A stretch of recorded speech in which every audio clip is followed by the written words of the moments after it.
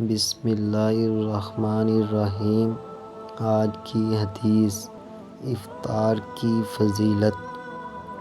حضور نبی پاک صلی اللہ علیہ وآلہ وسلم نے ارشاد فرمایا، جس نے حلال کھانے یا پانی سے کسی مسلمان کو روزہ افطار کروایا، فرشتے ماہ رمضان کے اوقات میں اس کے لیے استغفار کرتے ہیں اور جبرائیل علیہ السلام شب قدر میں اس کے لیے استغفار کرتے ہیں۔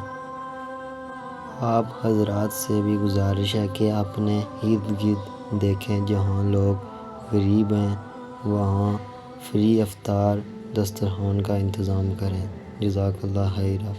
دوسروں کو بھی یہ شیئر کریں اور چینل کو سبسکرائب کریں۔ جزاک اللہ۔